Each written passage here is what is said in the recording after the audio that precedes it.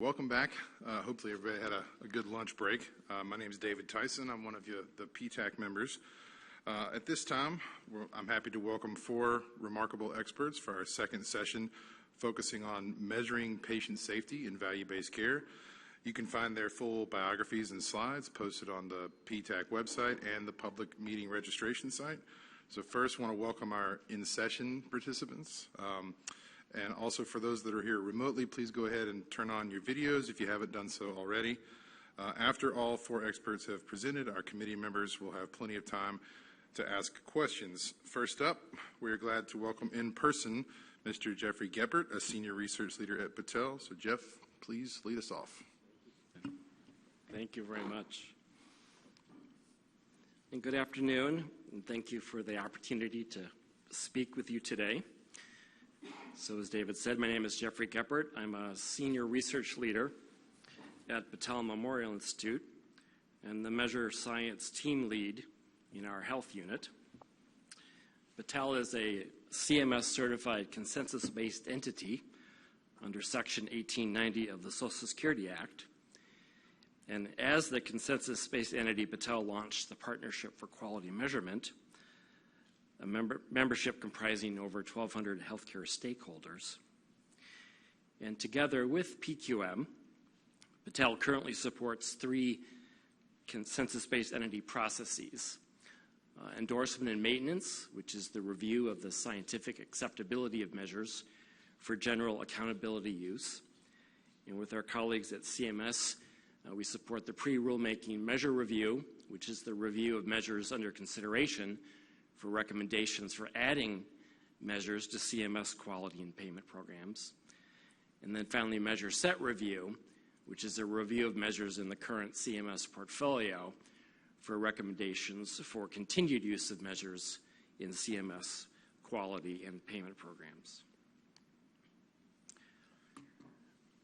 So how do you know if a patient safety measure is fit for purpose for an accountability use such as an alternative payment model? First, because quality measurement is different than quality improvement, the measure purpose ought to be oriented towards structural and system change rather than behavioral change. However, for many measures, often the structural and system change goal or purpose is not explicitly stated, which can be challenging for measure implementers to know what to do. Second, because quality measurement is not the solution to every quality problem, and quality measurement is time and resource intensive, measures should be linked to material outcomes to patients. The benefit of measurement should outweigh data collection, reporting, and use burden, and any adverse effects associated with measure use should be identified and mitigated. However, in many cases, the actual difference between the better performer and the worst performer on many measures is potentially maybe 2 or 3 cases, 2 or 3 numerator events, which really calls into question whether the burden of measurement is really generating value, whether it's really exceeding the benefit of the measurement. And oftentimes, for many of these measures, the causal link between the measure focus or the numerator of the measure and the material outcomes to patients can be highly attenuated across the system and over time, further potentially challenging importance. Third, the measure must be feasible to collect, report, and act upon. And implementers are often challenged with this because often the patient safety measures rely on data, as we've talked about, in unstructured fields or in data systems that are outside the EHR, like laboratory or pathology or radiology. And this is especially true in the diagnostic excellence space and is an important consideration for future development of patient-reported outcomes. Fourth, the measure must demonstrate consistent performance relative to a benchmark, stable performance across subpopulations and over time, and resilient performance under various sort of perturbations. However, while patient safety measures may be common across the entire system, any particular clinician or hospital may experience few such adverse events, or the target population may be small, making consistent performance challenging to demonstrate. Fifth, for accountability, the entity must be really the primary cause of the measure focus or the patient safety event. However, often the causal evidence presented is usually not particularly compelling. Often the associations that are relied upon are not very strong, they're relatively weak. There's very little mechanism data that's collected to show a causal association. So such inferences about causality are prone to the ecological fallacy, with other competing causes and counteracting mechanisms often predominant. And use of the measure then, in this circumstance, generates some risk, both for entities and for patients, which is often not necessarily acknowledged or directly mitigated. Finally, the measure barriers to improvement must be identified and mitigated, or the measure facilitators of improvement must be identified and emulated. However, often the case is that how the patient safety measure works, for whom, and exactly in what circumstances, again, is not explicitly stated or only superficially examined, which again presents a challenge for measure implementers. The other fitness to purpose considerations we often think about are appropriateness of scale. Oftentimes we measure everybody all the time, everywhere, instead of focused measurement for impact. And the second consideration is time to value realization, which really considers whether the measure is generating value now or will in the future as things evolve.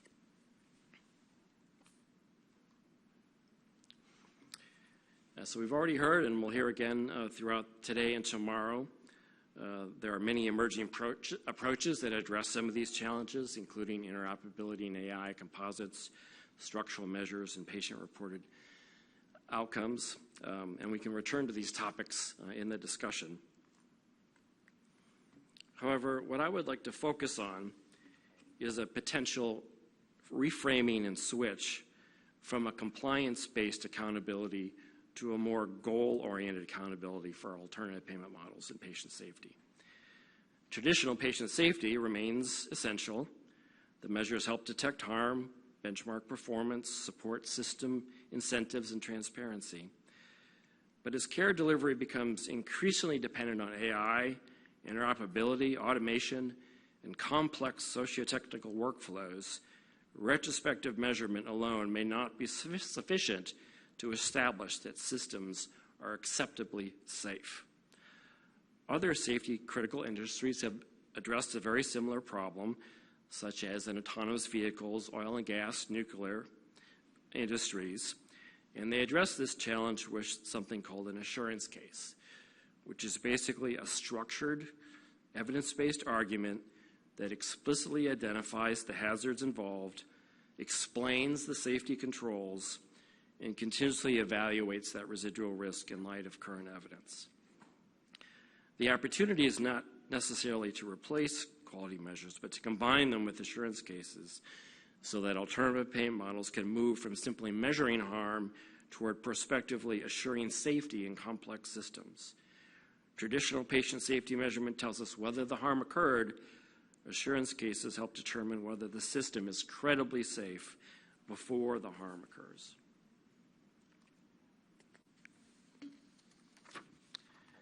So in closing, a few takeaways. So as we have seen, quality measurement in general and patient safety measurement in particular is faced with inferential challenges when used to support accountability claims. But there are some practical proven ways in which we might address that challenge.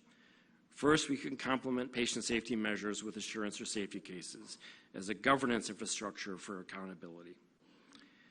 Second, new AI tools make any science more predictive, more mechanism-based, more evidence-informed. And we can leverage this mechanism-based reasoning to focus and target our measurement and accountability resources on the patient safety domains and contexts where we know with some certainty in advance whether the measures are most likely to work. And we've talked a lot today about various counterfactuals, omissions, near misses, and mechanism-based reasoning is particularly adept at addressing those kinds of counterfactuals. Finally, we can focus our financial resources on pay for transformation, which is based on 3 transformation finance principles: community engagement, generating value, and establishing value progressively through an understanding of how entities actually change and transform. So strategically, there's an opportunity to reframe the patient safety measurement discussion and accountability, to elevate the discussion from better metrics to better reasoning about safety, to directly address the accountability, legitimacy, to connect naturally to AI governance and socio-technical systems, to explain why current quality measure debates persist despite decades of metric development. And then finally, it positions assurance cases as a potential complementary governance infrastructure rather than just another reporting burden. Thank you. I look forward to the discussion. All right, thank you, Jeff. So next, we are pleased to welcome Dr. Patrick Romano, a professor in the divisions of general medicine and pediatrics at the University of California, Davis. Dr. Romano, welcome.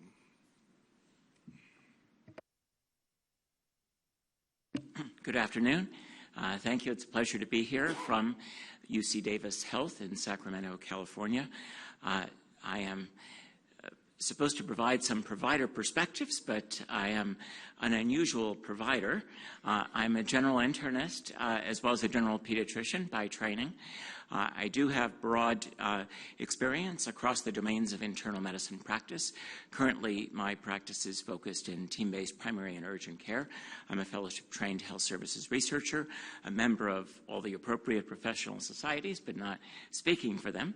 I've been heavily engaged on the academic side, served as co-editor-in-chief of the academic journal Health Services Research, or HSR, and more recently for 6 years as co-EIC for ARC's Patient Safety Network, or PSNet. But most of my effort has really been around measurement. I've been, most of the last 20 years, clinical lead for the AHRQ Quality Indicators Program and the Patient Safety Indicators in collaboration with colleagues at Battelle, Stanford University, and Mathematica. More recently, I've also partnered with CMS to serve as clinical lead for the ECQMs for eligible clinicians contract in the QPP program. And I worked for 5 years on the hospital harms development as well in the inpatient quality reporting program. Those efforts in collaboration with the American Institutes for Research. Finally, I've been deeply engaged with Leapfrog Group as a member of their hospital safety grade TEP since its inception. So I'm not a typical provider. I've spent most of my life working on developing, testing, validating, refining, and implementing healthcare quality measures, particularly focused on patient safety. And much of this work, of course, is built on the framework of the IOM, or NAM, recognizing that really equity and value are cross-cutting dimensions, so we can't talk about value without talking about effectiveness, safety, timeliness, patient-centeredness, accessibility, and efficiency. So these concepts very much tie together. And of course, this concept is also reflected in CMS's Meaningful Measures framework, with safety being one of 6 core components. Now, just building a little bit on PTAC's working definition for patient safety, freedom from errors that could cause patient harm. I would just encourage maybe a little bit of broadening of the phrase during the delivery of health care. Many of us prefer associated with health care or resulting from health care, because in many cases the harms that we observe become apparent after the patient has transitioned to a different setting of care, a different provider, different organization. We are focused on zero preventable harm, as others have said before, recognizing the causes that we can identify, we can modify, consistent with evidence.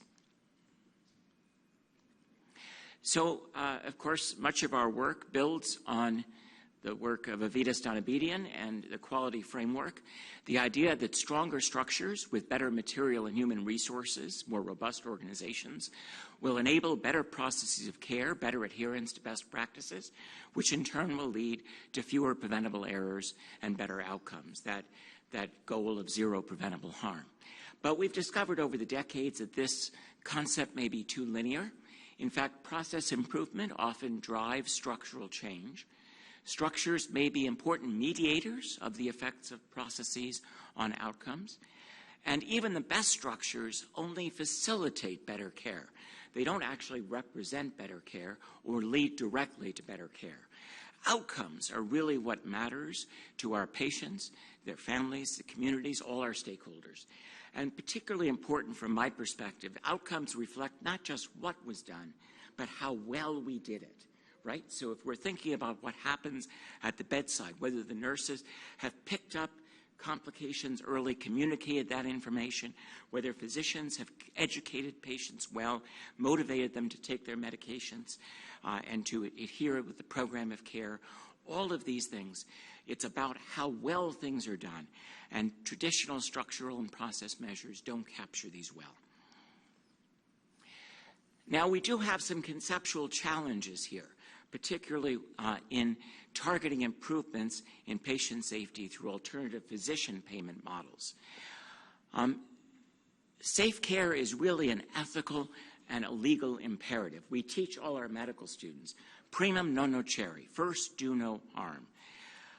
We are, of course, surrounded by tort liability when we make mistakes. The professional ethics demand our attention to patient safety. Indeed, they create distress, even burnout, when we make mistakes. So you might argue, do we really need financial rewards or penalties to provide safe care, in addition to what is embedded in the professional culture? We also have to recognize that, well, sometimes things haven't worked out quite right. And this is an example of one alternative payment model. It was designed by Congress, so nobody here is responsible for it, but it's the Hospital-Acquired Condition Reduction Program. It was part of the ACA, the 1% Medicare fee-for-service penalty for the bottom quartile of hospitals based on 6 measures, including the PSI 90 composite patient safety and adverse events that Jeff and I helped develop, as well as 5 healthcare-associated infection measures. What did that get right? Well, it has many meaningful outcome measures from diverse sources. They're balanced, so there's not undue attention on any one measure. They do force hospitals to attend to patient safety, and the attribution is essentially undeniable because hospitals have reported these events themselves. But there's some problems. This 2-bin design stabilizes the total penalty. It was designed as a pay-for in the ACA, but it doesn't reward improvement. It doesn't recognize huge variation within those 2 bins. It can be sensitive, as Jeff has pointed out, to relatively small numbers of events. The thresholds are unpredictable from year to year. There could be a prediction market where people could bet on whether they'll be above or below the threshold in any given year. It has been shown to disfavor teaching or safety net hospitals, partially because 2/3 of the measures don't have patient-level risk adjustment. They do incentivize underreporting to some extent, and when you look at exogenous data, there's really little evidence of impact. So what do we learn from these experiences? Well, I would say that a better approach, perhaps building somewhat on what Jeff has described, a better approach would first recognize these attribution challenges, to realize from the provider perspective, we work in teams, and those teams include lots of other professionals who we depend heavily on, nurses, assistants, therapists, techs. We often don't choose our team members. We may split our time across multiple teams. Harm events are rare. They have many causes. That's why we do root cause analyses or failure mode effects analyses. They have many patient-level risk factors. They may manifest after the measured episode. So all those holes have to be aligned in the Swiss cheese for the event to reach the patient. So there are some attribution challenges. Fortunately, the ACO structures provide some mechanisms for handling those attribution challenges. I think increasingly we're interested in linking outcomes or intermediate outcomes and processes that complement and balance each other to help create those insurance cases. So for diabetes management, for example, let's look at CMSs at hypo and hyperglycemia together so we can see both ends of how patients with diabetes are managed in hospitals. Let's look, as Leapfrog is, at hand-washing practices together with healthcare-associated infection rates. Let's look at fall prevention, improving patient mobility, functional status, and injurious falls as an outcome. And in the emerging realm of diagnostic excellence, let's look at the diagnostic process as well as the outcomes of timely diagnosis, timely initiation of treatment. So just two examples, of course, from the work that I've been fortunate to be involved in. These are the CMS hospital harms, which Dr. Schreiber alluded to earlier. All of these are now in program at various stages for implementation, and all of them come out of structured fields in electronic health records.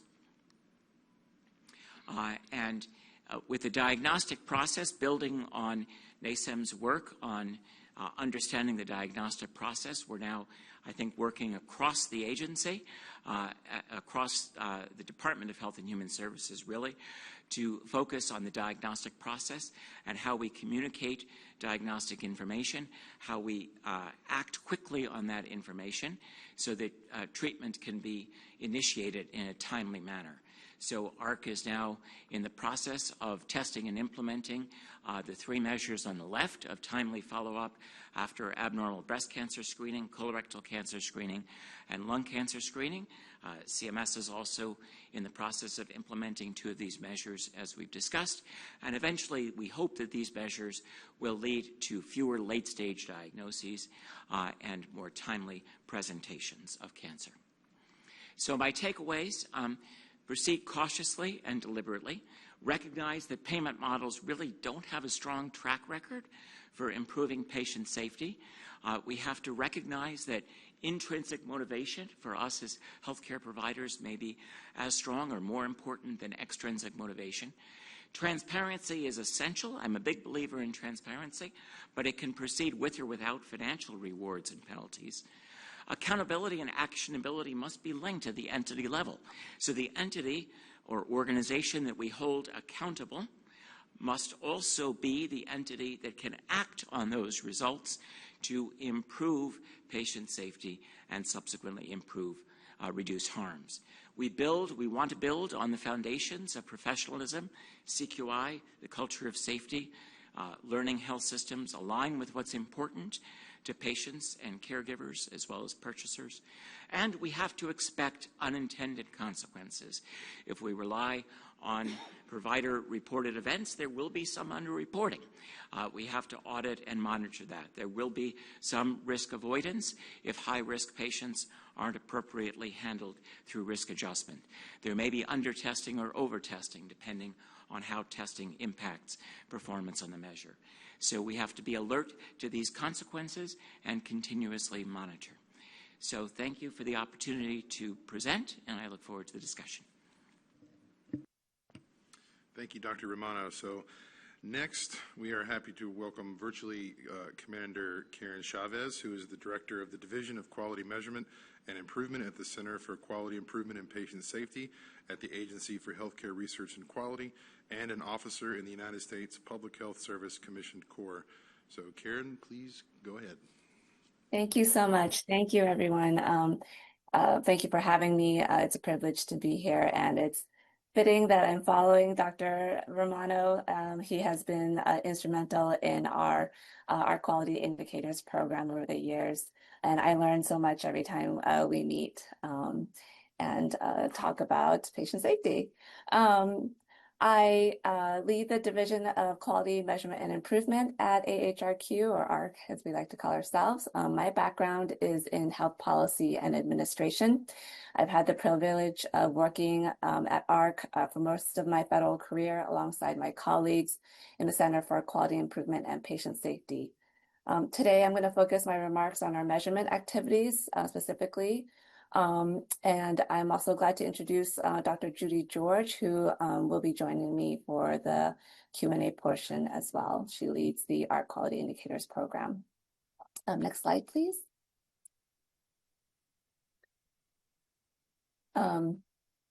Okay, so oops, one second. Bring back my notes. I'm going to start with a quick introduction to the Quality Indicators program. The program's aim is to produce scientifically sound measures and software for healthcare users to identify the potential for quality improvement. This aligns with our role as a federal agency focused on research and in our center, specifically on patient safety research, as we are fundamentally a research agency, not a regulatory agency, which distinguishes us from the other federal agencies like CMS and FDA and other agencies in HHS. As a research agency, we have developed about 70 quality indicators organized into 6 modules for which we maintain the technical specifications and continue to conduct refinements and produce open access software on an annual basis. In this program, we continuously test and validate our measures to respond to user feedback and working with our federal partners who use our quality indicators to ensure that the measures we produce are scientifically sound and produce meaningful data for quality improvement. And as a research agency, our work in the quality indicators program in the development of measures is conducted before they are adopted and used for implementation in quality improvement for public reporting and for payment models and other related activities. Next slide, please. This is important to keep in mind because as you see here on the slide, our quality indicators have a broad set of users with various perspectives and varying access to resources for analyzing and reporting data.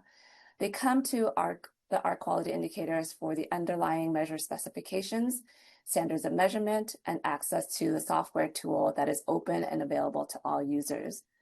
Our users include hospitals and healthcare systems, hospital associations and health plans, and third-party vendors, as you're familiar with, the EHR vendors, data analytic companies, and other nonprofit quality improvement organizations, and of course, our federal agencies, partners, and federal payers. These known use cases range widely across quality improvement and performance measurement, and research cuts across all of these. Our quality indicators focus on broad use for quality improvement and not specifically designed for accountability, but we do work together with the implementation partners of our measures to address the scientific bases for these measures. Next slide. So to address some of the questions posed to our panel today, I will focus on the findings from the Patient Safety Indicators Gap Analysis Report, which was conducted over the past year and concluded in December of 2025. The patient indicators, as you are all familiar with, are one of 6 modules of quality indicators that we produce. We maintain and refine the technical specifications for PSIs for a broad set of users. And the PSI module focuses on potentially avoidable safety events, which include in-hospital complications and adverse events following surgeries, procedures, and childbirth. As you're all aware, PSIs are high visibility due to use in multiple pay-for-performance and public reporting initiatives, including those for CMS. And so we coordinate our development processes together with these partners and our colleagues. The measure specifications and technical resources from PSIs are also relevant to other national initiatives for measuring and preventing harm in healthcare settings, such as those at CDC.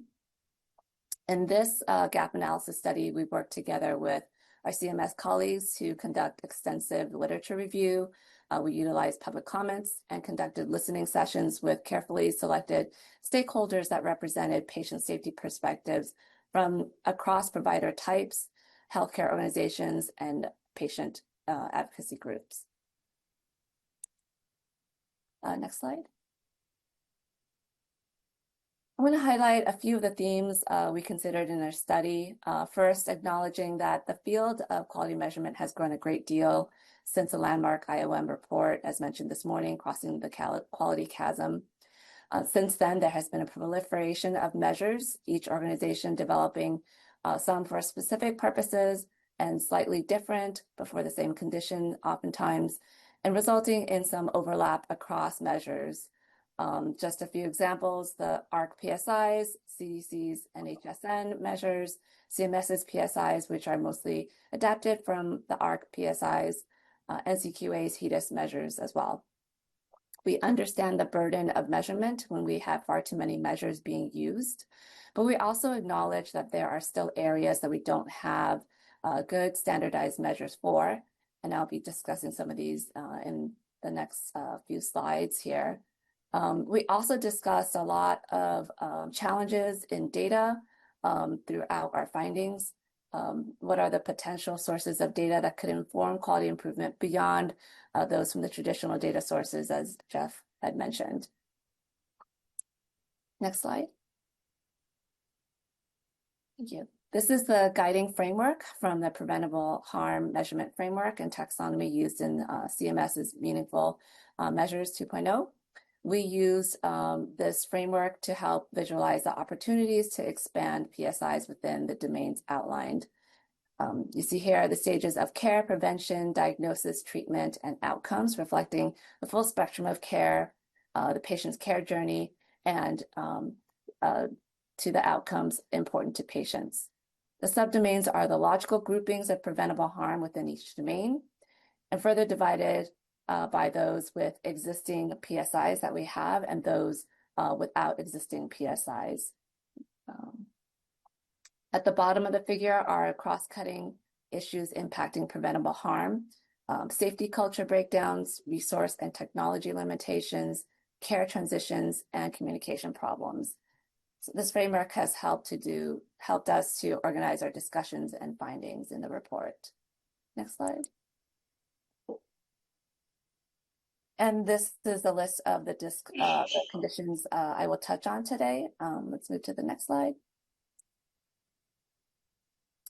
One of the areas that the study identified as a gap in the PSIs was in diagnostic safety. This aligned well with the work that we have in our agency and with our other HHS partners in diagnostic excellence. Currently, the PSI module does not have measures that specifically address diagnostic safety, but as Patrick alluded to, we are working on expanding our modules to include diagnostic excellence.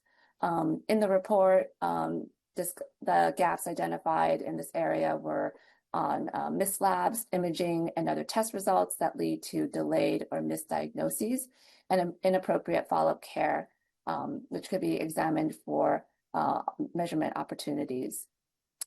In the report, it also discussed challenges in this area in terms of how to capture missed and wrong diagnoses due to long timeframes, thresholds, and clinical judgment, the differences in diagnoses made by generalists versus specialists, also the challenges in using traditional sources of data, such as billing information, and the fact that diagnoses often occur in outpatient settings where it is difficult to capture and track this information. Also, the report discussed the considerations for rural communities that lack access to diagnostic tools and technology. So an area of opportunity identified and we continue to discuss is in proxy measures such as late stage diagnoses that could be evaluated for their accuracy in reflecting true missed diagnoses. And we are pursuing this in the area of cancer care treatment. Next slide. The next topic in the study was on adverse drug events, which is the highest and most common form of patient harm in the United States. The PSI module does not include adverse drug events currently, but there are other measures in use from HEDIS and NCQA. Adverse drug events may include medication errors, drug-drug interactions, medication reactions with errors and delays in administration, posing safety risks in inpatient, post-acute care, and ambulatory outpatient settings. The input we received on this topic were related to the need to more clearly define adverse drug events, as not all adverse drug events reactions to medications are necessarily preventable. And so focusing on serious adverse drug events may be more helpful to reduce reporting burden, and also having definitions that distinguish between medication errors and preventable adverse reactions could help improve current measures. The input we received also suggested focusing on high alert medications such as opioids, anticoagulants, and insulin. There are many data challenges identified in the study for this area. We noted that claims data does not have adequate information on adverse drug events necessarily. For example, medication reconciliation, wrong dose, and excessive dose don't appear in claims data that we use. And it was also suggested in the feedback we got that patient-reported data might be considered as a way to capture this information as an opportunity to explore. Next slide. The next topic was on healthcare-associated infections. HAIs are the second most common outpatient adverse safety event. These can be product or device-related, such as catheter-associated urinary tract infections. They can be surgery-related, such as surgical site infections. And some are not related to either of these, such as C. diff infection or non-ventilator acquired pneumonia and sepsis. Current PSIs address central venous catheter-related bloodstream infection rate, which is our PSI 7, and postoperative sepsis rate, PSI 13. In the study, we discussed opportunities for measuring other common HAIs, such as C. diff, ventilator and non-ventilator associated pneumonia, hospital onset bacteremia, and fungemia, as well as for catheter-associated urinary tract infections, or SSIs, among cardiovascular and colorectal surgeries specifically. We do note that CDC's National Healthcare Safety Network, NHSN, offers providers extensive support in tracking and measuring HAIs. So we are careful not to duplicate measures. We're considering retiring PSI 07 and at the same time maintaining and perhaps expanding our PSI 13. Next slide. Healthcare-associated conditions. These are surgical and procedural events that are the third most common source of patient harm. Our PSI module does include many of these. PSI 3 for pressure ulcers, PSI 5, surgical items, unretrieved device fragments. For example, also PSI 8, hip fracture, postoperative respiratory failure rate, PSI 11, and many others, including birth trauma injury, and 2 obstetric trauma measures, PSI 18 and 19. It is noted that these are all inpatient, so there is opportunity to expand the specifications for several of these measures into different settings. For example, fall and pressure ulcers to long-term care settings would be a gap to explore further. The study also discussed several considerations for expanding our PSIs into ambulatory care setting. We acknowledge that CMS have outcome measures in ambulatory care setting. There is increasing volume and complexity of procedures in ambulatory care setting, and at the same time, lack of comparable quality oversight, relatively speaking, in ambulatory care centers, and the lack of resources and technology within this setting all point to the need for more attention and focus in measurement in ambulatory settings. The study also identified, thank you. The study also identified anesthesia and perioperative care as gaps in measurement across inpatient and ambulatory care settings. So this was really interesting find for us. And also, really importantly, is the gap. The study identified the gap in HACS measurement to really look at maternal care, which could have a large impact on reducing preventable harms that occur during pregnancy and infancy, leading to early death of mothers and infants.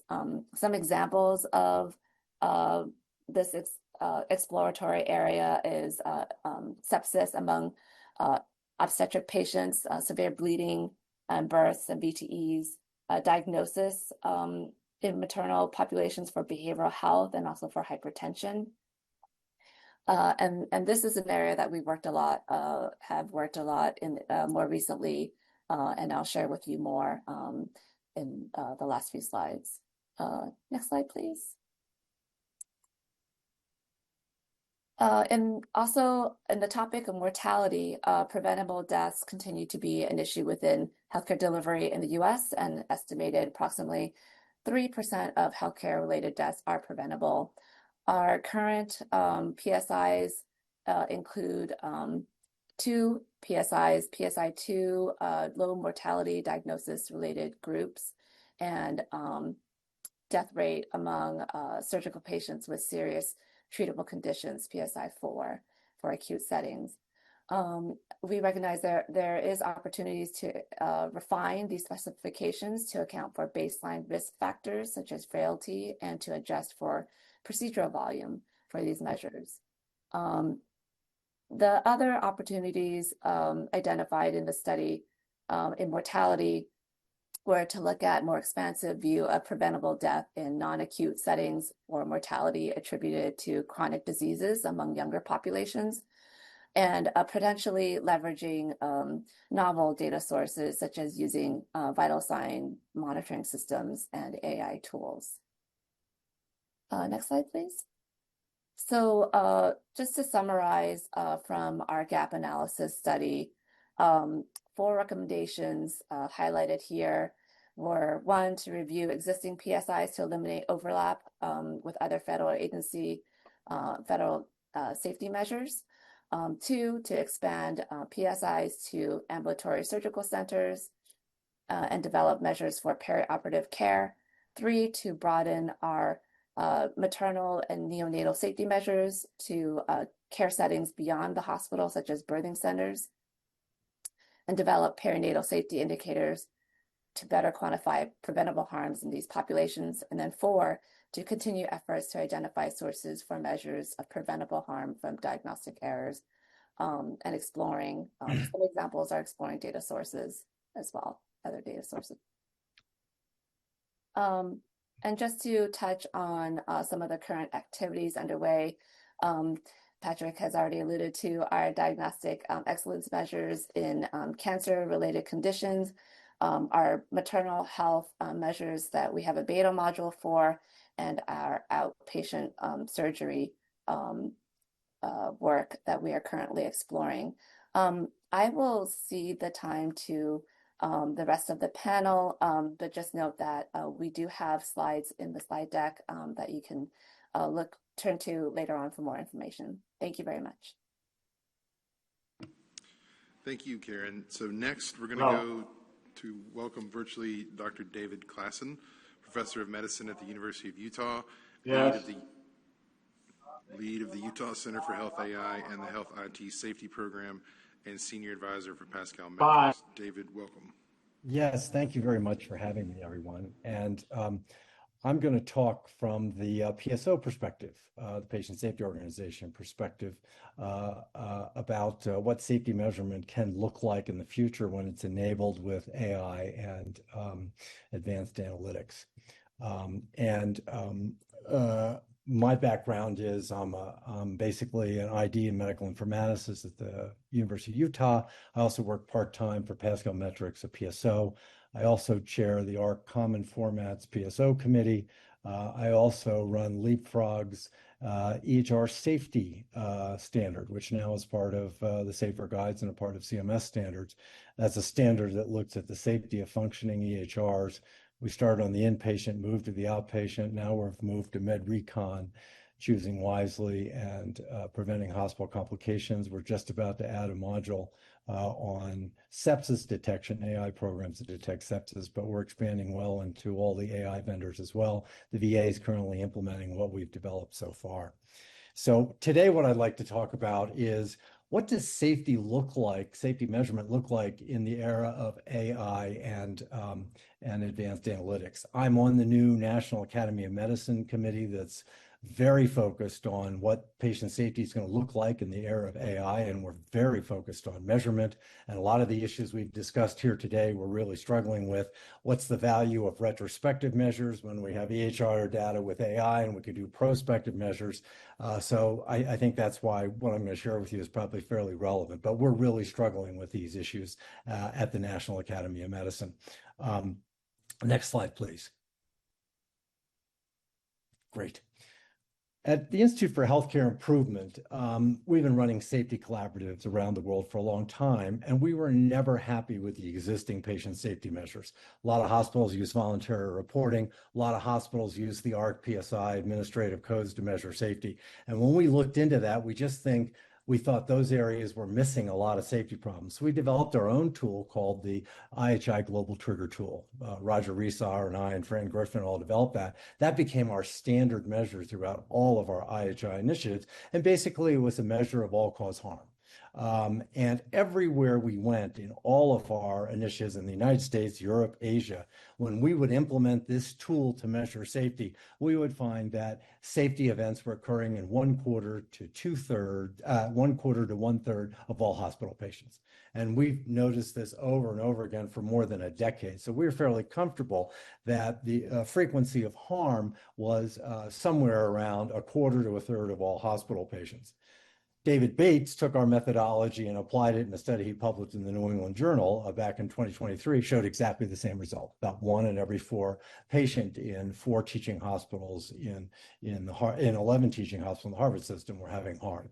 So we've been working on safety for a long period of time, as you know, since To Err is Human. Our new report from the National Academy of Medicine, I'm viewing as To Err is Human 2, and we'll probably be issuing that in the end of 2027. But I think the bottom line in all of this is we're struggling with the fact that our current measurement systems pick up only a fraction of all the harm that we pick up at IHI with our global trigger tool. And how do we resolve that issue? Well, after the global trigger tool had been well established in a number of places, we took a whole team to 3 famous hospitals in the United States, one in Boston, one in St. Louis, one in Salt Lake City. These were IHI reviewers, and we came in and we applied the global trigger tool to their medical records. Now, that was retrospective, and we basically found a whole lot of harm. Next slide, please. If you look on the left, we found 354 adverse events in these 3 hospitals using IHI's Global Trigger Tool review team. In that same patient population, the ARC patient safety indicators only picked up 35 adverse events. And the hospital reporting systems, which were these were all very sophisticated hospitals, only picked up 4. And so we found the main way hospitals measure harm, either the PSIs or the voluntary reporting system, was missing 90% of harm. And we believed at the time, that's one reason we're making a whole lot of progress in patient safety, is because our measurement systems were missing 90% of it. Now, what are the latest numbers that we know about safety based on more modern techniques to measure it? We know about 400,000 patients probably get killed every year from safety events. We know that about 10 million people get injured. We know there are about 800,000 diagnostic injuries. And we know that 1 in 4 hospital patients experiences harm, and basically about 7% of outpatients experience harm every year. So many ask, why aren't we getting better in safety? It's because our measurement systems that most hospitals employ miss 90% of harm. So how can we go beyond that? And so we got a lot of pushback at IHI that our chart review based measurement was retrospective, like all these other measures. And a lot of people said to us, what good does it measure a safety event after it's occurred? Why can't we use electronics to create safety measures that are real time and we can help the patient while they're in the bed? So we took the IHI Global Trigger Tool and we automated it. We automated about 50 triggers in all the leading EHRs, whether they be in Epic, Cerner, Meditech, or Allscripts. And what do we find? About a quarter of the patients in hospitals were having harm that we could pick up in real time with electronic systems. But not only could we pick it up in real time, we could actually go a step further. Next slide, please. So Don Berwick and I wrote an editorial and it said, we've demonstrated technically we can automate the global trigger tool, we can detect much more harm, and we can do it in real time. We can help the patients in the bed. So why shouldn't we go down this road of moving safety measures into the electronic world and make them real time when we can help patients? And that's exactly, next slide, please. And there's a video that goes along with that. You can find it on the ACP website. Don make a great video with the plea, why don't we move to a new way to measure safety prospectively in real time? And indeed, this is where CMS has gone, which is to pick up ECQMs and develop them in safety. And I've had the pleasure of working with Patrick on many of these events. These 9, really, I think, are the future of safety measurement. And although CMS doesn't require them to be real time, at Leapfrog, I think we're going to go down the road to make that a requirement for our high functioning hospitals. We'll see. But they easily could be. There's no technical reason you can't measure every single one of these in real time when you can help the patient in their bed. And the 2 I've highlighted in red are required this year by CMS. Next slide, please. But what if you could automate 50 ECQMs, safety ECQMs in real time? And this is what the PSO has done. So this PSO has basically automated up to 50 of these things in real time, implemented in more than 100 hospitals. And the view you get of safety when you do it in real time, when you can help the patients, is very different than the way we've managed safety in the past. And this has worked with Epic, Cerner, Meditech, and Allscripts, and it works with current levels of interoperability. So you don't need any fancy new tools or anything else. And this is one of the things we're considering at the National Academy of Medicine. If this can be done technically, why shouldn't it be done? And so one of the things that this particular program does, next slide, please,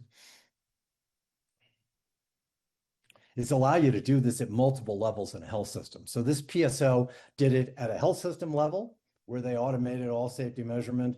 They did it at a hospital level. They did it at a regional level. They did it at a unit level. They did it at a team level. And then they did it at the patient level, perhaps the most interesting experiment in all this. Why shouldn't we give this information to patients in real time? Next slide. And this is the way it works. Real-time data streams out of EHRs and all these different hospitals, goes into a PSO database where real-time analytics and algorithms fire, detect safety problems as they occur, allow them to be reviewed immediately, and then it can lead to interventions to help patients while they're experiencing their safety event, or it can feed big quality improvement initiatives. And basically what hospitals found who do this is they increase the amount of harm they detect by 25-fold. And suddenly they not only can look at harm at the hospital level, they can look at harm at all the different unit levels. And guess what they find? Harm varies in both frequency and type across different units in the same hospital. And yet our safety initiatives are for the whole hospital. So what this allows hospitals to do is to start focusing their efforts on adverse events in different units in different ways. And that's a big change. And that's something at the NAM we're obviously very interested in. What if we could focus our safety efforts differently on different units and do it in real time or prevent it ahead of time? Next slide. And one of the challenges when you do this using EHR data is you get so much noise, so many false positives. And that's where a lot of efforts in this area have failed, is hospitals turn on these automated triggers and they get so many hits, they can't manage it.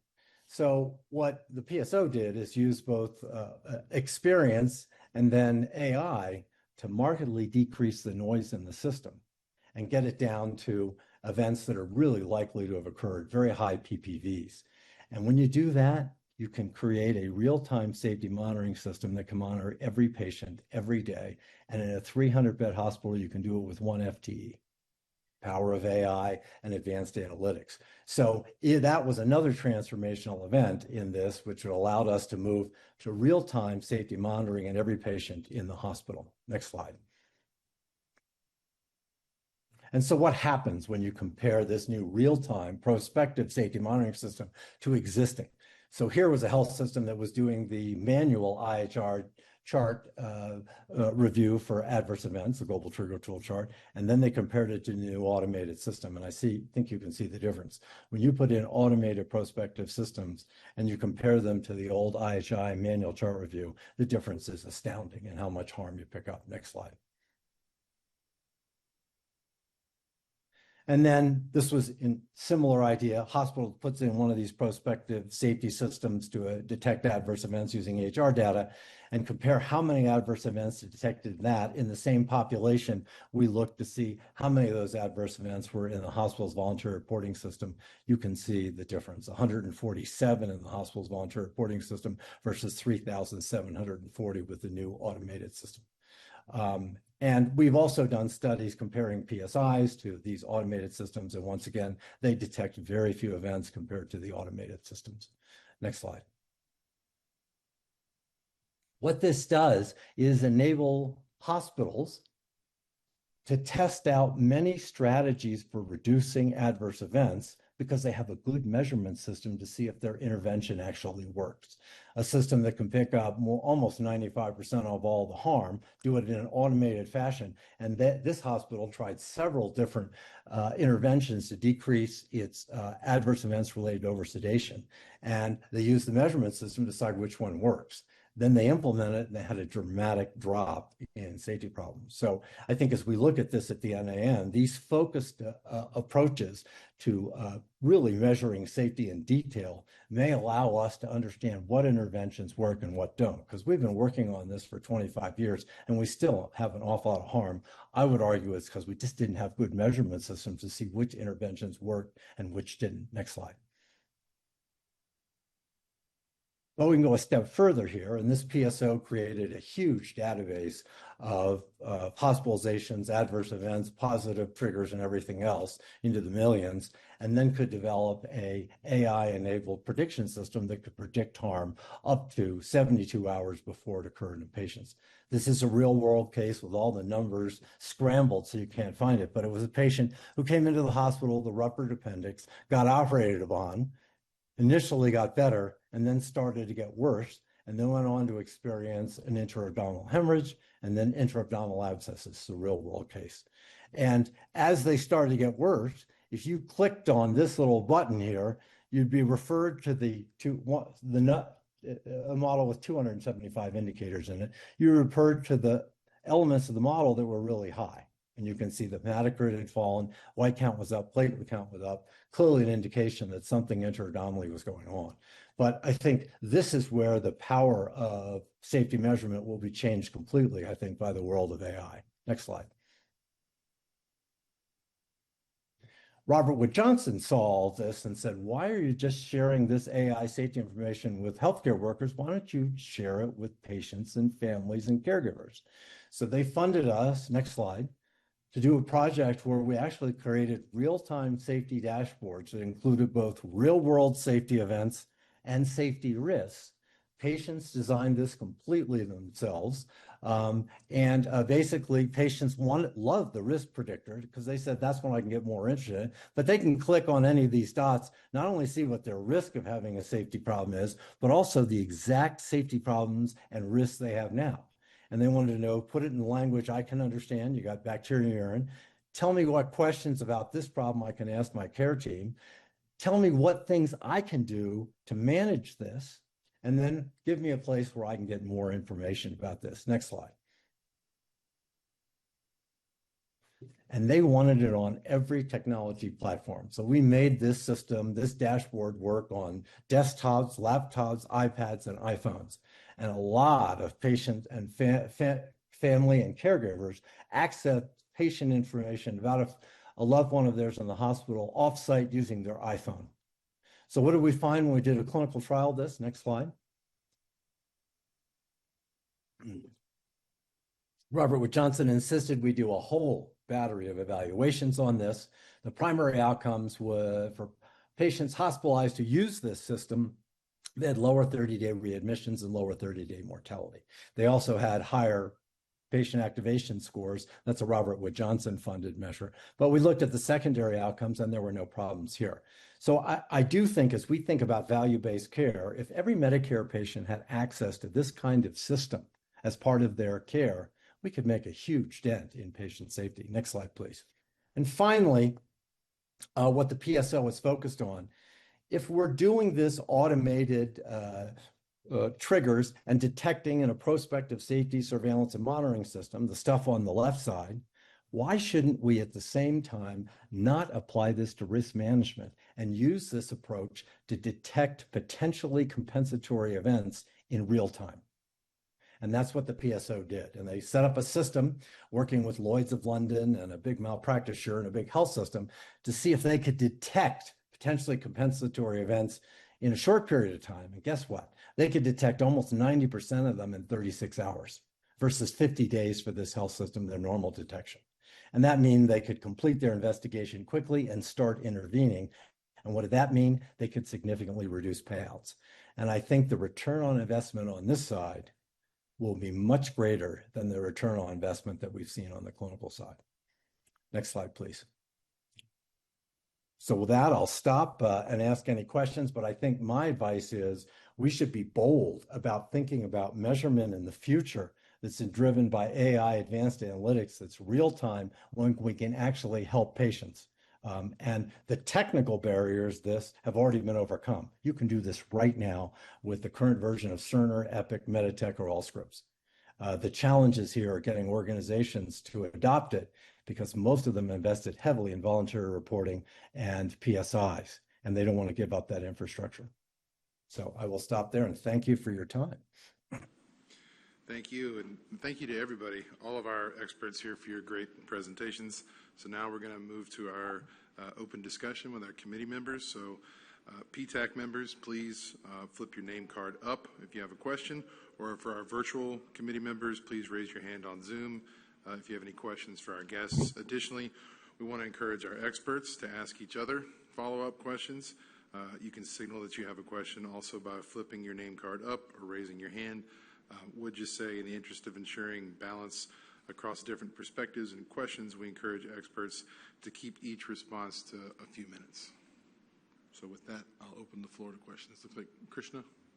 Sure, yeah, this is for David, but certainly open for others as well. So love the global trigger evolution to automated EHR, the power of AI. Like, really cool to see that progress in real, meaningful, measurable sort of manner. So excellent work there to make this real. Maybe the question for you is, in the spirit of trying to scale this system-wide, nationwide, like you mentioned one of the barriers. I guess what advice or asks would you have of committee members like us or CMS or Medicare? How would we scale this idea nationwide at scale? It's a great question. And this has been scaled across more than 100 hospitals in the United States and Australia. So it's technically scalable. We could do it right now. I mean, and this is the issue we're focusing on NAM. If this is not technically limited, why aren't we doing it? And I can just talk about some of the barriers as we've observed to do this, but there are no technical barriers. You could do all of I showed you right now. Big barriers to do this. A lot of health systems have existing safety measurement structures in place they don't want to give up. Invested heavily in voluntary reporting systems, which is how a lot of them measure safety currently, and they built a big infrastructure around this. I know of one health system that gets about 100,000 safety reports in their voluntary reporting system. This is a hospital, big hospital, every year. They have a whole fleet of staff analyzing those reports non-stop, running RCAs and everything else to deal with them. when you look into detail how many of those 100,000 voluntary reports of safety actually caused harm to the patient, it's a teeny fraction. Why is that? Because the voluntary reporting systems were said to contain any possible error that it could occur. And that's exactly where people went with reporting. And we all know not all errors are created equal. Most errors never occur, if you will, in any harm to patients. So you can build a whole measurement system that reduces your errors by 95% and have little impact on your harm. That's the challenge here. Another challenge organizations have is they're scared to death of putting in a prospective electronic safety measurement system that would markedly increase the amount of harm they detect. Why? They worry about malpractice risk, that we're going to put ourselves at risk for malpractice problems. Number two, they worry about reputational risk. It might get out if they start measuring that they're having a whole lot of harm. Three, they may be caught not being able to deal with all these safety problems, like dealing from a fire hose. So there are a lot of reasons that organizations institutionalize their current patient safety measurement approaches that have nothing to do with technical limitations or anything else. And I get that. I get that entirely. And indeed, there's some hospitals who put in this type of automated safety system, increase their detection of harm by 20 or 25-fold, and then turned it off. So I think it's a great question. The barriers here are not technical, they're organizational and cultural. Yeah, spot on, well said. I think we were chatting about that this morning too, right? This like failure to correct aspect that Sam, you had brought up too. So yeah, great points. Thank you. Thank you. Other questions? The only thing I might add to this is one big HMO let me study safety events in their hospitals and then track patients for a year afterwards. And what we found is, of course, when you're in the hospital and you have a safety event, it increases your mortality and your length of stay and everything else. What we didn't know is what happens outpatient. Well, this was a big HMO that kept track of all that. And what we found out is that after you left the hospital, your risk of readmission was the highest of any patient population in the organization at 30 days, but it didn't stop at 30 days. Your risk of readmission lasted for a year. Your risk of increased mortality lasted for a year, and you had a marked higher use of outpatient resources. So these safety events don't stop at the hospital door. They go all across the continuum of care. And I think that's something we didn't appreciate before.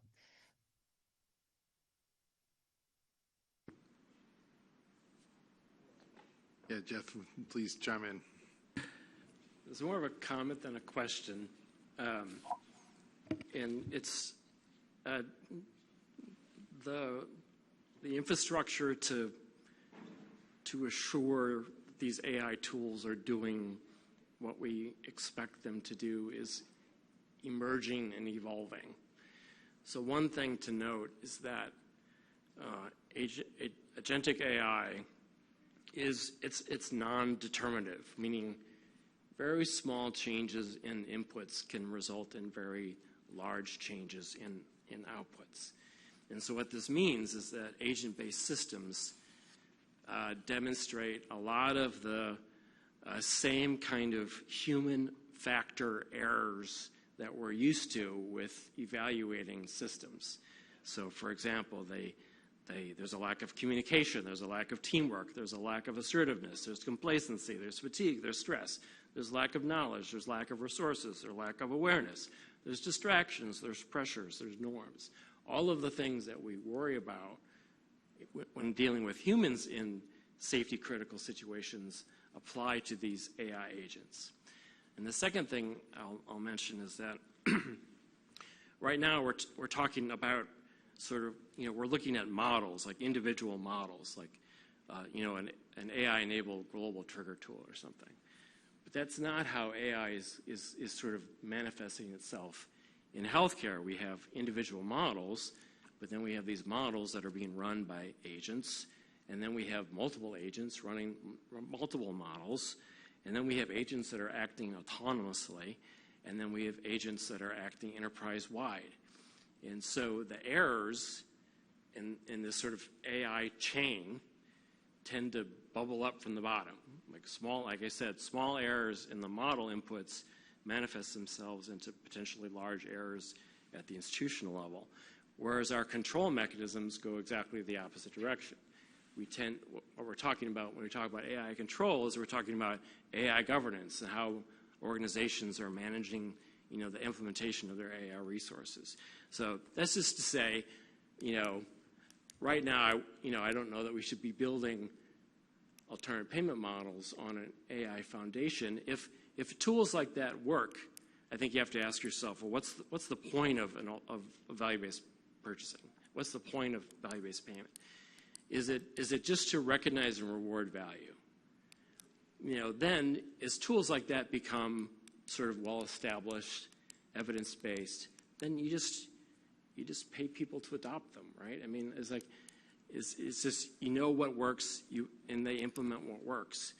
But for the most case, we don't have that degree of certainty in terms of what works. There's a lot of other things that get in the way, and that's where value-based payment still has a role in terms of trying to figure things out.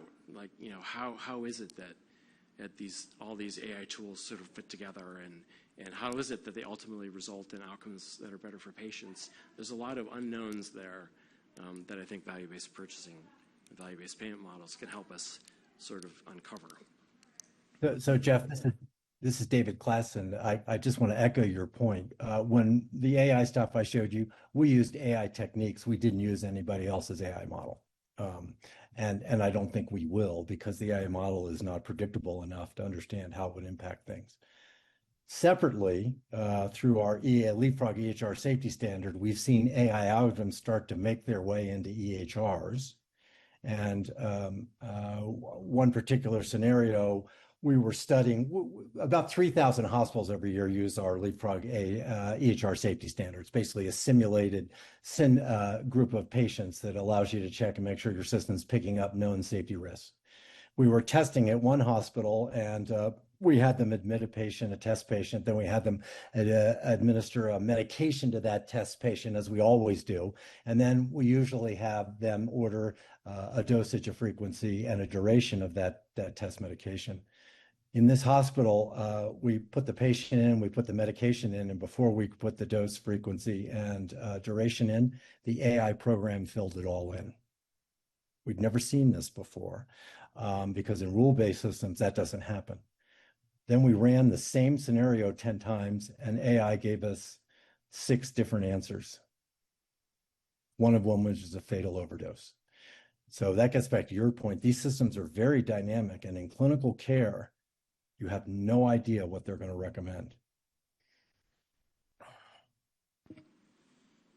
So Larry, I see you have your hand raised. We'll go to you next. Yeah, I probably got to leave my hand up all the time because I always have a comment.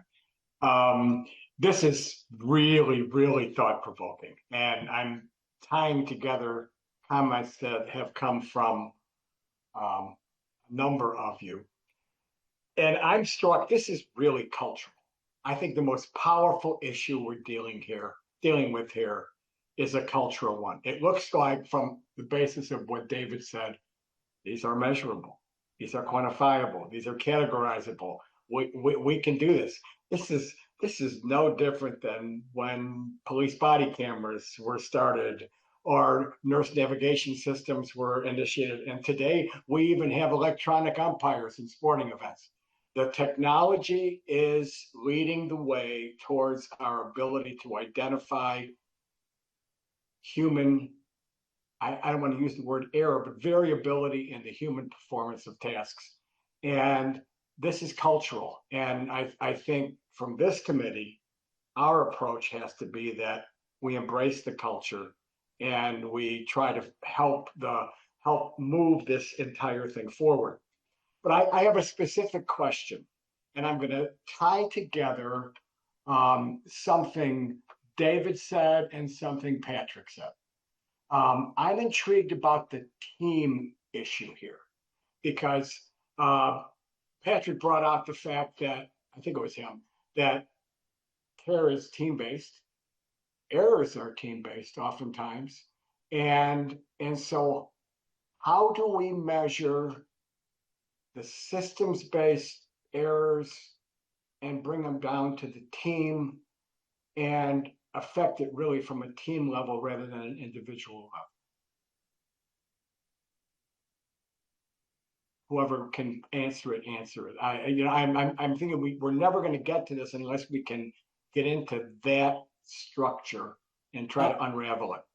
I can address when we first started doing these automated triggers, we were sending the emails to the frontline provider. Your patient may have this problem.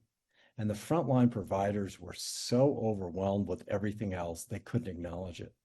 So we learned we had to build a team to manage these issues, and we couldn't just rely on the frontline provider to do it. And I think over time, that team-based approach to deal with these issues, analyze them, decide what needs to happen, supporting the frontline providers, but not relying on them to handle it, I think has been a big learning here. But we tried so many ways to just send it to the frontline provider, doctor or nurse, and have them deal with it. It never worked.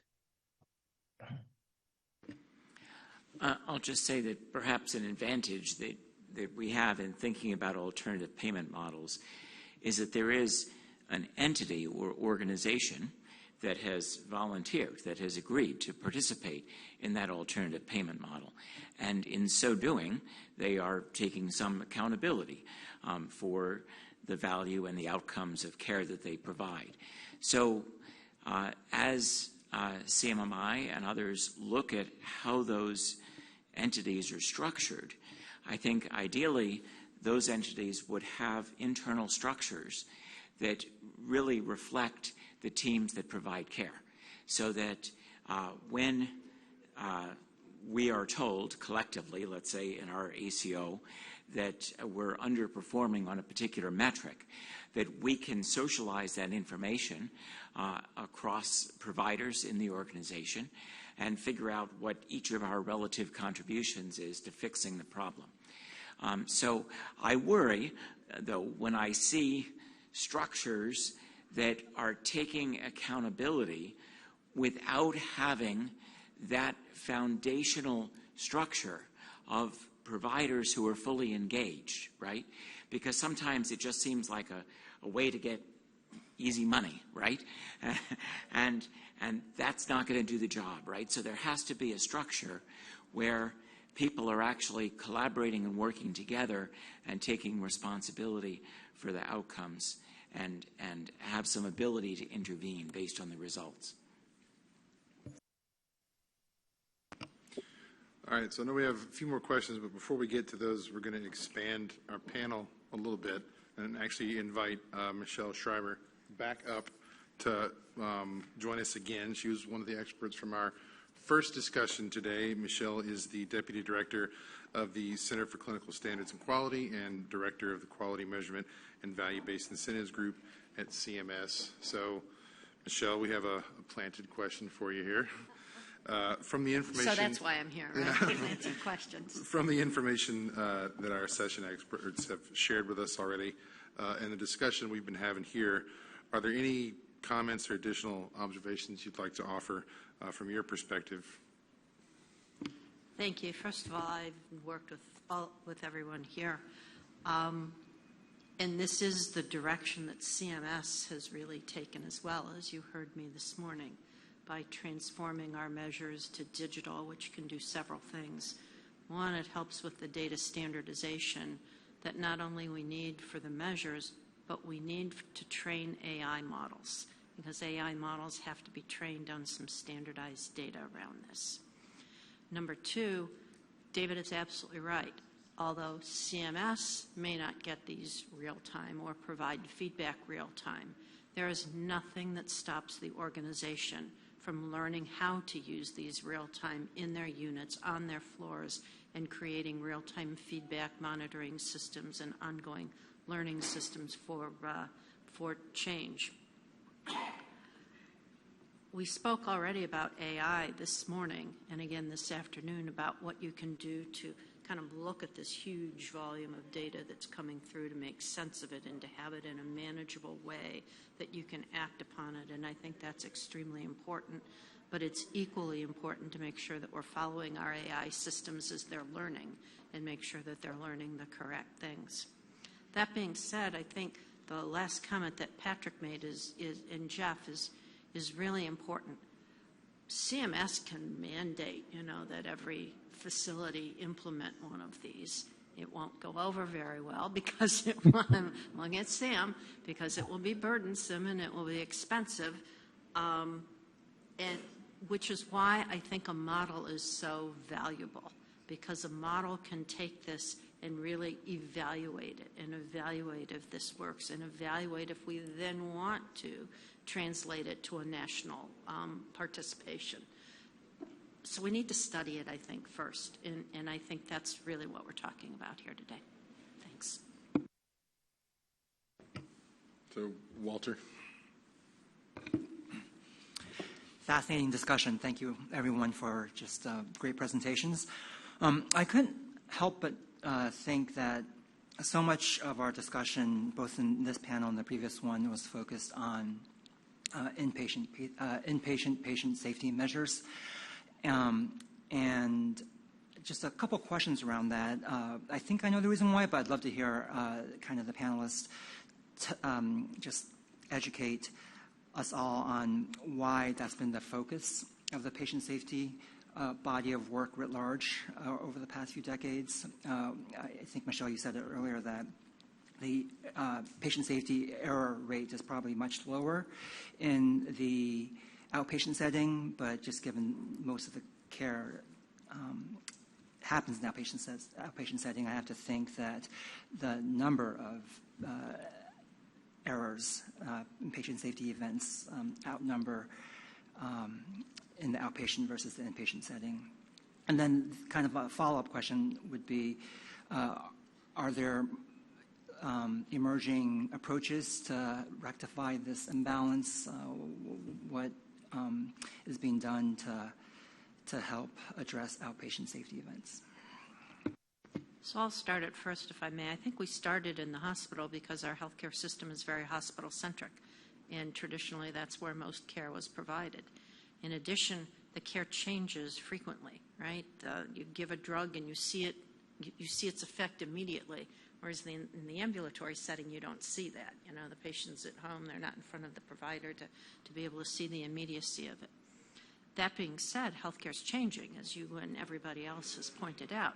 More and more surgery is actually now done ambulatory. As a matter of fact, the majority of hip replacement or joint replacement surgery is done ambulatory, something that none of us would have thought possible 5 or 10 years ago. Those are what the statistics are now, and I think we need to look at this a little bit differently. But you're right.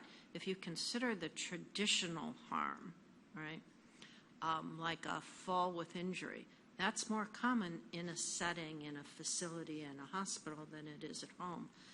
It really wasn't until the whole topic of diagnostic excellence really started coming to the foreground that we started really thinking about ambulatory harm, because I think that's going to be the majority of the ambulatory harm that we see.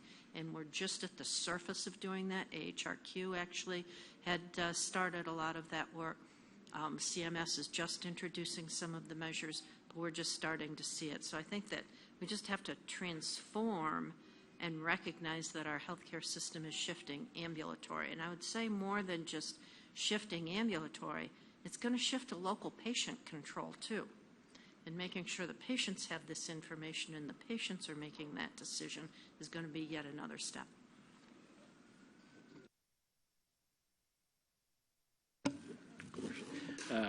Just from a purely measurement perspective, ambulatory is a lot harder because the numbers get small, fast.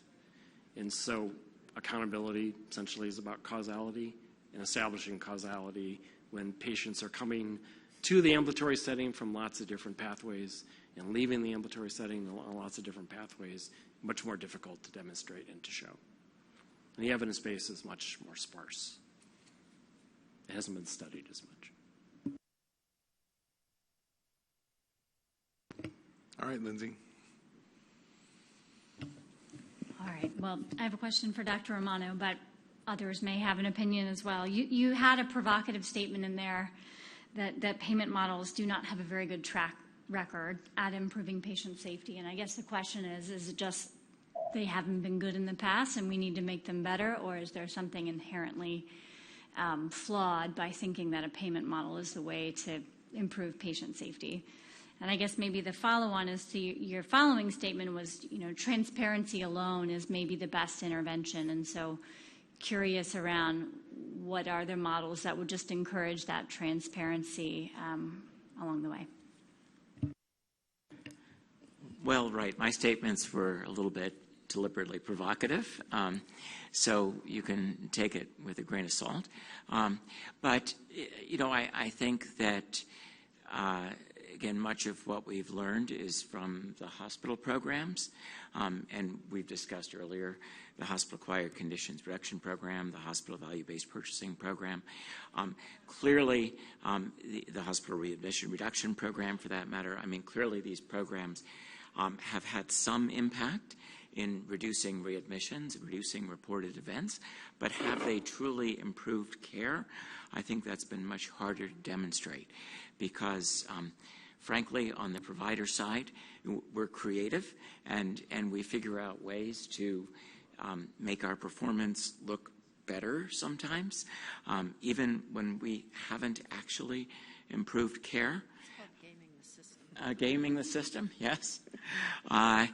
And there is, so that's why I think, there's a mixed record because we've maybe focused on a few things, and we can say, well, yes, we've prevented some readmissions, but many of those readmissions have just been converted to observation stays.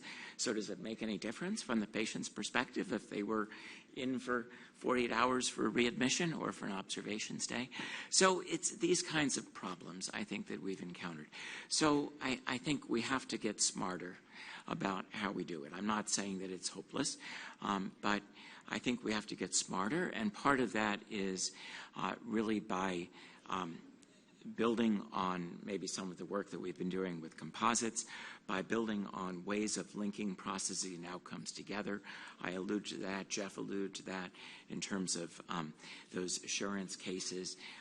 David's alluded to it in terms of how we implement systems within organizations. And obviously, Leapfrog, David and I have both worked extensively with Leapfrog, and there have been some twists and turns in that journey, but I think Leapfrog's focus has been on transparency, and ultimately we want people to pay attention to measures. We want everybody, all the stakeholders, to pay attention to measures, but when we put too much money on the line, sometimes that may motivate us in the wrong way, to pay more attention to how do we reduce the number of events from 5 to 3 versus how do we build more robust systems that prevent not just these errors, but errors like this that affect a larger number of patients. So those are just a few thoughts, but I'm sure my colleagues have more.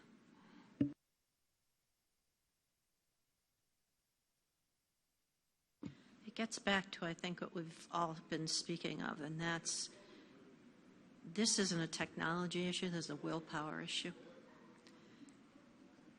We know how to do things, we know how to make it better. Industry certainly knows how to do this, it knows how to make things better. They've led the way in high reliability, and has healthcare adopted it? No, not particularly. And so I think it's willpower. So how do you create the will? Is it a payment model?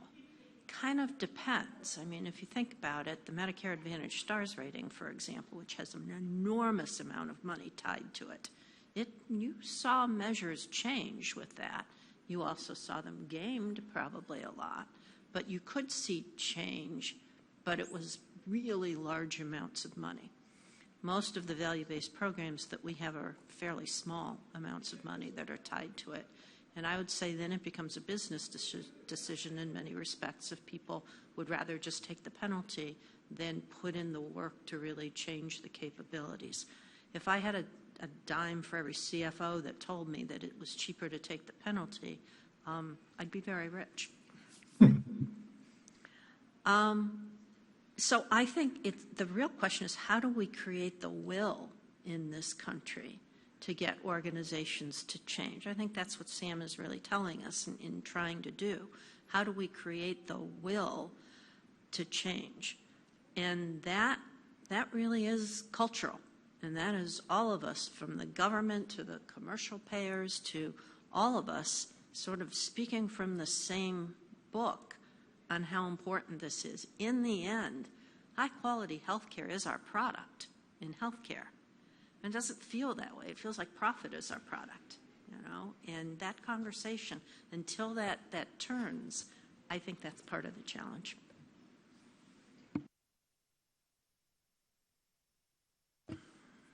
Any final thoughts from the group? Oh, sorry, yes. I'll keep it brief, although it was a relatively diffuse question I had.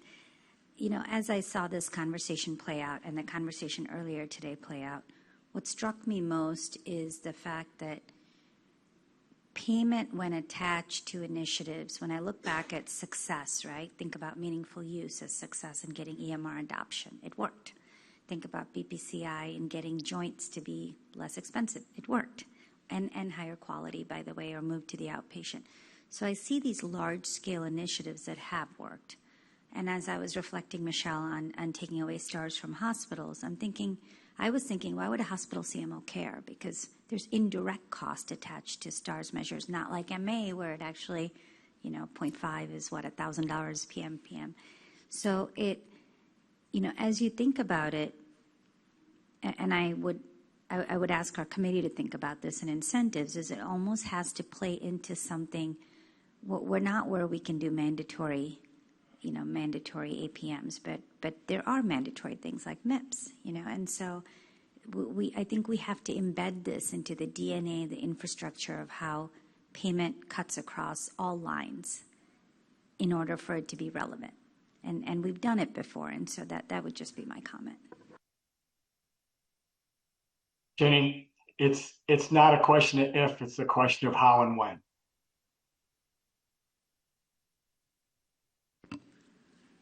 Yeah, I would love to see us find a way to make it impossible for leadership in a system not to invest in patient safety.